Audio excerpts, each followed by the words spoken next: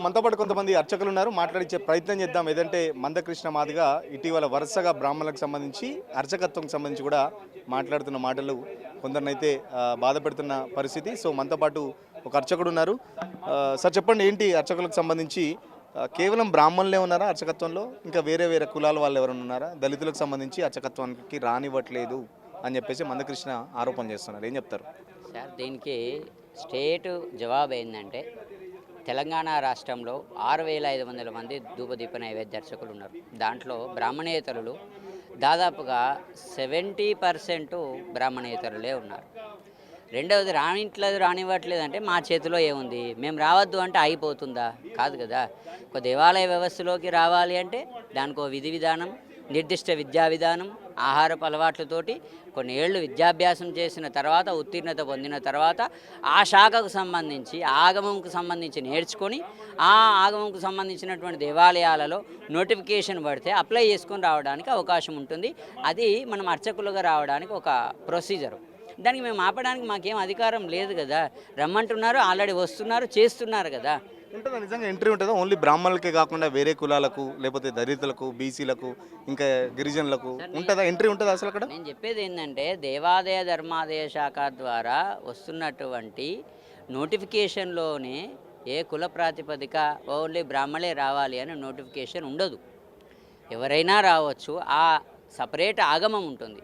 అంటే ఒక్కొక్క దేవతామూర్తికి ఒక్కొక్క రకమైనటువంటి ప్రొసీజర్, పూజా విధానంతో జరుగుతుంది. పాంచరాత్రాగమం అయితేమి, స్మార్తాగమం అయితేమి, శైవాగమం అయితేంది, శాక్తీయాగమం అయితేంది, గ్రామదేవత ఆగమం అయితేమి, తంత్రసారం అయితేమి, ఇవన్నిటి ఆగమాల ప్రకారంగా ఆ ఆగమంలో వారు నిష్ణాతులయ్యండి, విద్యాభ్యాసం కంప్లీట్ చేసుకొని ఉత్తీర్ణత పొంది తద్వారా నోటిఫికేషన్ వచ్చినప్పుడు వాళ్ళు అప్లై చేసుకొని బ్రహ్మాండంగా రావచ్చు, అర్చనా విధులు నిర్వర్తించవచ్చు. అర్చనా విధులు నిర్వర్తించేటప్పుడు కూడా ఖచ్చితమైనటువంటి ఆహార నియమాలు, దానికి సంబంధించినటువంటి పూర్తి ఉత్తీర్ణత కూడా ఉండవలసి ఉంటుంది. మీరు చెప్పిన ప్రాసెస్ ఓన్లీ ఎండోమెంట్కి సంబంధించిన మామూలుగా ఊళ్ళల్లో కానీ లేకపోతే చిన్న చిన్న బస్తీలలో కూడా గుళ్ళు ఉంటాయి కదా, సో దానికి కూడా ఇదే ప్రాసెస్ ఉంటుందా? దానికి కూడా మా ప్రమేయం ఏమి ఉండదు. అయ్యగారు రండి చేయండి అంటే చేస్తాం. లేదు ఇంకొకరిని పిలిచి చేసుకోమని మేము పోయి ఆయన చేయొద్దని ఎక్కడన్నా మేము నిర్దేశించింది ఉన్నదా, ఆపింది ఉన్నదా? ఆ కమిటీ వారు నిర్ణయం చేసుకుంటారు ఎవరిని పెట్టుకోవాలి, అక్కడ ఏ పూజా విధులు నిర్వహించాలి అనే దాన్ని వారు నిర్ణయిస్తారు. కాబట్టి దాని ప్రకారం ఆ కమిటీ ఆదేశం మేరకు దేవాలయాలు చేస్తారు. చెప్పండి. అంటే మీరు చెప్తున్నారు ఇప్పుడు చాలా ప్రాసెస్ ఉంటుంది, ఒక్కొక్క దేవుడికి ఒక్కొక్క పూజా విధానం ఉంటుంది. ఒక అయ్యగారు కావాలంటే ఎంత టైం పడుతుంది, ఎంత శ్రమ ఉంటుంది దానికి సంబంధించి? దాన్ని బట్టి ఉంటుంది కదా. వేదాభ్యాసం చేయాలంటే 12 ఏళ్ళు ఖచ్చితంగా ఉండాల్సిందే. అర్చనా విధి చేయాలంటే, ఒక యజుర్వేదం నేర్చుకోవాలన్నా, ఆ ఆగమంకు సంబంధించి ఆగమం కంప్లీట్ చేయాలన్నా ఉండవలసిందే. ఆ యొక్క పూజా విధులను నేర్చుకోవాల్సిందే, అధ్యయనం నేర్చాల్సిందే, ఆగమం నేర్చుకోవాల్సిందే. దాని ప్రకారం మళ్ళీ ఉత్తీర్ణత చాలా కఠినంగా ఉంటుంది, రాయడానికి ఉండదు. డైరెక్ట్ ముఖాముఖిగా గురుముఖంగా చెప్పాల్సి వస్తుంది, స్వరంగా చెప్పాల్సి వస్తుంది. మీరు ఒక వేద పండితుని టచ్ చేయండి సార్, దాంట్లో ఎంత ప్రాబ్లం ఉంటుంది అనేది అర్థమవుతుంది. దాంట్లో ఎంత బాధ ఉంటుంది, ఎంత సాక్రిఫైస్ చేయాల్సి వస్తుంది. ఒకటి గుర్తుపెట్టుకోండి, ఈరోజు మేము చాలా బాధపడుతున్నాం. ఏంటంటే వేద పండితులుగా ఉన్నటువంటి ఇప్పటి పిల్లలు వాళ్ళ భవిష్యత్తును పణంగా పెట్టి ఈరోజు వేదాధ్యయనం చేస్తున్నారు. వాళ్ళు కంప్లీట్ అయిపోయి బయటకు వచ్చిన తర్వాత వాళ్ళకు అవకాశాలు దొరకాయి. గుర్తుపెట్టుకోండి, ఎక్కడ వేద పండితులకు అవకాశాలు దొరకక వాళ్ళ జీవితమే ప్రశ్నార్థకమైనటువంటి పరిస్థితి. ఎవరి గురించి సాక్రిఫైస్ చేయాలి, ఏ సమాజం గురించి చేయాలి, ఎందుకు చేయాలి? వాళ్ళు అదేదో ఇంగ్లీష్ చదువులు చదువుకుంటే ఏదో బీటెక్ అయిపోగానే సాఫ్ట్వేర్ చేసేవనుకో కనీసం 1,50,000 రాకపోతుందా? ఇప్పుడు సమస్త సమాజం గుర్తించవలసినటువంటి అవసరం. వేదం చదువుకున్న వాళ్ళకి ఉద్యోగాలు దొరకట్లేదా? టెంపుల్స్లో కానీ, టెంపుల్స్ చాలానే ఉంటాయి కదా, గల్లీకి ఉంటాయి. అందరు గవర్నమెంట్ జాబ్లు రావాలంటే రావు కదా. అయితే గుర్తుపెట్టుకోండి, వేద పండితునికి మాత్రం అన్ని దేవాలయాలలో అవకాశం ఉండదు. ఎందుకంటే చిన్న దేవాలయాల్లో అర్చకుడికే జీతం ఉండదు, ఇంకా వేద పండితునికి ఏమి ఇస్తారు? 6A temple, 6B temple, 6C temple వరకే, 6C టెంపుల్లో కూడా లేదు, AB వరకే అవకాశం ఉంటుంది. అందులో ఇన్కమ్ వస్తే ఉంచుతారు, లేకుంటే లేదు. టీటీడీ దేవాలయాలలో అయితే ఉంటుంది. వాళ్ళు ఉన్న వాళ్ళటువంటి వాళ్ళకే సరిపోదు. ఎన్ని గుళ్ళు కడుతున్నారు, ఎంతమంది వేద పండితులు కావాలి, ఎంతమంది పాస్ అవుట్ అయ్యి బయటకు వస్తున్నారు? గుర్తుపెట్టుకోండి, నిరుద్యోగత అనేటువంటిది ఇందులోనే కాదు, వేద పండితులకు కూడా ఉన్నది. వాళ్ళ భవిష్యత్ ఏంది? ఈరోజు అందుగురించే వేద పాఠశాలలకు పిల్లల్ని పంపించడానికి ఇష్టపడడం లేదు. రెండవది మా దాంట్లో మాకే వేద పండితులకు పిల్లలను కూడా ఇవ్వలేని పరిస్థితి ఏర్పడుతున్నది. ఇటు పిల్లలను ఇయ్యక, అటు ఉద్యోగ అవకాశాలు లేక, వాడి భవిష్యత్తును ఫలంగా పెడుతున్నావా, లేకుంటే రేపు పొద్దున బయటకు వచ్చినా నువ్వు నాయకునివి ఏం చేసినవరా నాయన అంటే చరిత్రహీనులుగా మిగిలిపోయే పరిస్థితి ఏర్పడుతుంది. పిల్లలు కూడా ఇవ్వట్లేదా కనీసం? వాస్తవమైన అందరు పెళ్ళిళ్ళు చేస్తే మీకే పిల్లలు దొరుకుతలేరా? అదే చెప్పిండు. వాస్తవం ఏంటంటే సాఫ్ట్వేర్ కావాలి ఈరోజు అమ్మాయిలకు కూడా. వాళ్ళు బ్రహ్మాండంగా చదువుకున్నారు, మంచి ప్యాకేజీలు వస్తున్నాయి. ఇక్కడ ప్యాకేజ్ ఏమి ఉండదు. దేవతా విధి ఎంత ఇస్తే అంత తీసుకున్నాడే. వాడి దయా ధర్మం భయా భక్తి మీద ఉన్నదే కానీ డిమాండ్ చేసింది ఈ రోజు వరకు లేదు. ఎందుకు డిమాండ్ చేస్తారు కదా చాలా వరకు, ఈ పూజకి ఇంత తీసుకుంటాం, ఈ పూజకి ఇంత తీసుకుంటాం ఖచ్చితంగా అని చెప్పేసి.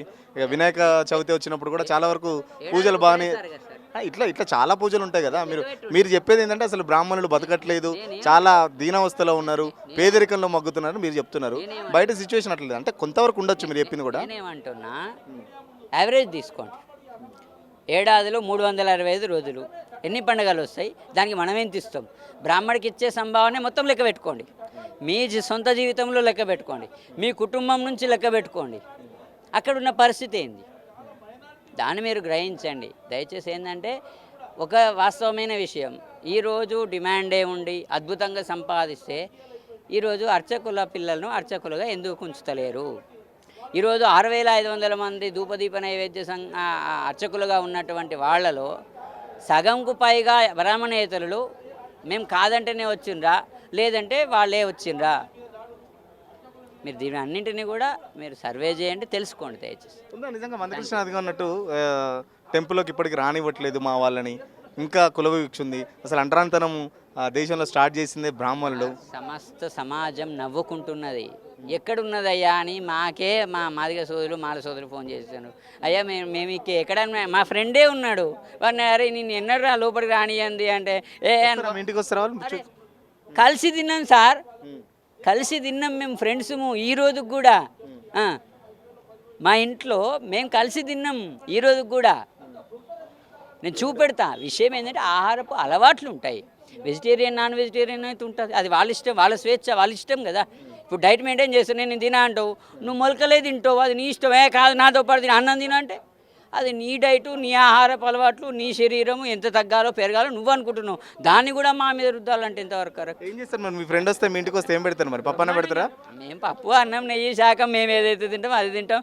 మంచి హ్యాపీగా భోజనం చేస్తాం, మంచిగా సినిమాకు పోయేస్తాం, బ్రహ్మాండంగా చిన్న విషయాలన్నీ తెలుసుకుంటాం. ఆటలు మాకు ఇక్కడ లేదు, లేని దాన్ని ఆపాదించి సమాజంలో కొంతవరకు ఇబ్బందులు కలిగిస్తున్నారు. దాన్ని తను తెలుసుకోవాలని, ఇంకా బడుగు బలహీన వర్గాలు ఇంకా బిలో పవర్టీ లైన్కు ఉన్నారు, ఇంకా దళిత సోదరులకు ఇంకా ఉన్నతంగా చేయాలి, వాళ్ళను వృద్ధిలోకి తీసుకురావాలి. డప్పు దగ్గర వాళ్ళు ఆగొద్దు, వాళ్ళు ఎంపవర్మెంట్కు తీసుకురావాలి, విద్యావంతులను తయారు చేయాలి. ఇంకా మంచి స్టడీ సర్కిల్లను ఇంకా ఎక్కువ ఏర్పాటు చేయించే ప్రయత్నం చేయమని అడుగుతున్నాం. దాంతోపాటు ఇంకా మంచి స్మాల్ స్కేల్ ఇండస్ట్రీస్ ద్వారా మంచి మంచి ఉద్యోగ వ్యాపారాలను పెంపొందించాలి, వాళ్ళని వ్యాపారవేత్తలుగా తీర్చిదిద్దాలి, మంచి నాయకులుగా తీర్చిదిద్దాలి. ఇంకా వాళ్ళ అభ్యున్నతికి ఇంకా వాళ్ళు పాటుపడాలని కోరుకుంటున్నాం. ధన్యవాదాలు.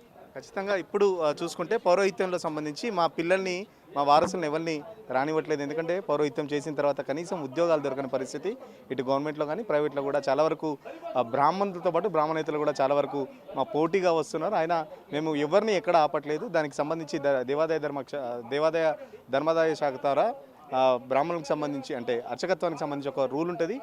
ఒక్కొక్క దేవునికి సంబంధించి ఒక్కొక్క పూజా విధానం ఉంటుంది. అవన్నీ నేర్చుకుని ఖచ్చితంగా చాలామంది కూడా అర్చకత్వంలోకి వస్తున్నారు. ఎక్కడ ఎటువంటి అంటరానితనం అయితే గతంలో ఉండేది, బట్ ఇప్పుడు లేదు. నాకు ఒక ఫ్రెండ్ కూడా ఉన్నాడని చెప్పేసి అర్చకుడు చెప్తున్న పరిస్థితి. ఇప్పుడు జర్నలిస్ట్ సతీష్ సురేష్ తొలి కోసం హైదరాబాద్. అసలైన తొలి వెలుగు. ఫాలో వాట్సాప్ @తొలి వెలుగు official.